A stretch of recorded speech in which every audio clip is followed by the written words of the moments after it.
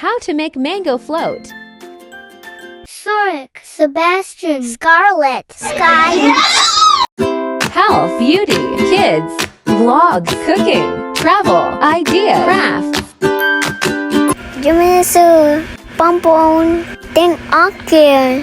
នេះសលេងកូនប្រុសខ្ញុំបងប្អូនទាំងអស់គ្នានិយាយទៅថ្ងៃនេះខ្ញុំមកចែករំលែកពីវិធីធ្វើបង្អែមរបស់ហ្វីលីពីនណាបងប្អូនងាយបងប្អូនមានតែ4មុខទេមាននំ Graham ខ្ញុំអត់ដឹងថាហៅខ្មែរមិនទេបងប្អូនហៅថានំភ័យអីផ្អែមយើងហ្នឹងអាតប៉ែតឈុងមកតែយើងនៅខ្មែរអត់មានលក់អីអា Graham ហ្នឹងចុះយើងអាចយកអានំសាបយើង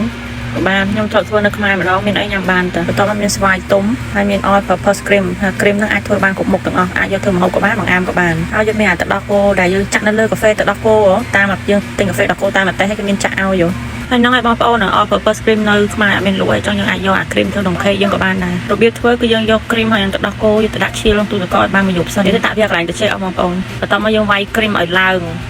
ចាំយើងដាក់ទឹកដោះគោចូលហើយយើងវាយណយបងប្អូនដោយសារតែម៉ាស៊ីនខ្ញុំខូចពាក់កណ្ដាលទីដល់ពេលខ្ញុំវាយដៃវាយអត់សូវបានឡើងហើយបងប្អូននេះហើយយើងលាងស្វាយយើងអីយើងចិតយើងដាក់ដូចក្នុងរូបនឹងចឹង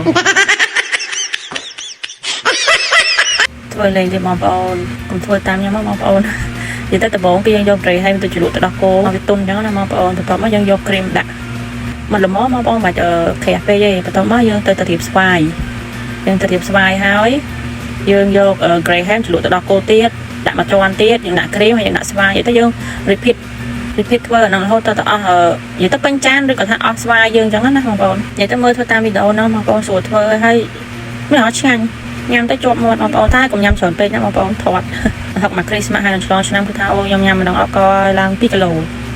បន្ទាប់មកអា layer លើគេបំផុតហ្នឹងគឺយើងយកអា Graham ដដែលទៅវាយវាម៉ត់ខ្លាំងណាបងប្អូនបន្ទាប់មកយើងរួយពីលើហើយយើងដាក់នៅក្នុងទូទឹកកកកន្លែងត្រជាក់កន្លែងកកចាំពេលញ៉ាំយើងយកចេញមកក្រៅទៅហើយយើងកាត់ទៅអរគុណច្រើនបងប្អូនទាំងអស់គ្នាបាយបាយ